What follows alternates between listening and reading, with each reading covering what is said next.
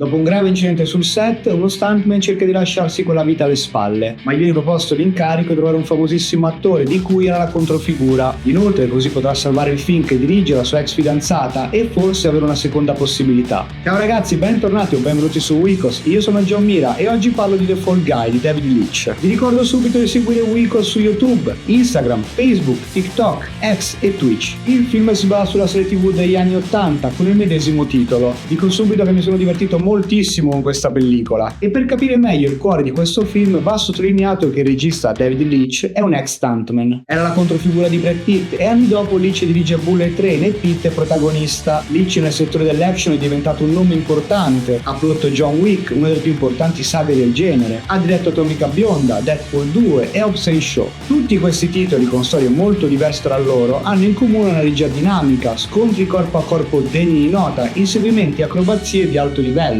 Infatti Leitch ha un suo gruppo di stuntmen, gli 8711, che hanno partecipato a tante pellicole. Per esempio potete recuperare il mio video sul film Io sono nessuno nella rubrica Boom Kaboom. Inoltre i personaggi, le loro vicende, le loro evoluzioni e la storia principale sono tutti elementi narrati in modo molto chiaro. Tutte queste cose le ritroviamo in quest'ultima pellicola. Il lato tecnico infatti è di alta qualità, ci sono alcuni virtuosismi di camera, fotografia, montaggio e sonoro vogliono esaltare al massimo l'energia del film. La sceneggiatura è abbastanza semplice per quanto riguarda la vicenda principale, ma fa il suo dovere. Oltre al lato action c'è la storia d'amore, il lato thriller e molta ironia. Troviamo una coppia con una chimica perfetta, Ryan Gosling ed Emily Blunt. Candy Barbie è la moglie di Oppenheimer, dopo il divertente scambio di battute tra i due alla serie degli Oscar. Lui fa un fantastico lavoro, faccia simpatica e da schiaffi, con la fisicità giusta per il ruolo. La Blunt bravissima. La sceneggiatura insieme alla regia danno la possibilità a loro due e tutti gli altri attori coinvolti di far ridere di gusto lo spettatore. Il film vuole divertire e su molti fronti essere spensierato. Il film è un tributo alla professione dello stuntman. Queste persone compiono acrobazie folli che prendono un sacco di botte, ma non c'è mai un loro primo piano, o comunque la loro faccia non sarà sul poster del film, ma sono figure essenziali per la riuscita di una pellicola. Chi ama follemente il cinema troverà varie citazioni, omaggi e anche discorsi e situazioni che scherzano sul mondo del cinema stesso. La brava Anna Waddingham interpreta la produttrice del film, per esempio, e The Fall Guy scherza ed esagera su tale figura, con i discorsi che fa il protagonista, alla regista, e di che cosa può essere capace di mettere in piedi per portare a casa il grande progetto in cui sta investendo, e con la sua gallina dalle uova d'oro, ovvero la star scomparsa. Inoltre basta vedere il blockbuster che stanno girando, il tutto è talmente esagerato, citazionista e a tratti esasperato